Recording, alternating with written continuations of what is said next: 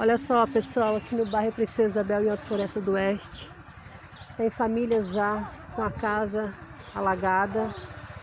Olha essa casa aqui, ó, gente, olha a situação, onde tá pegando a água já, ó.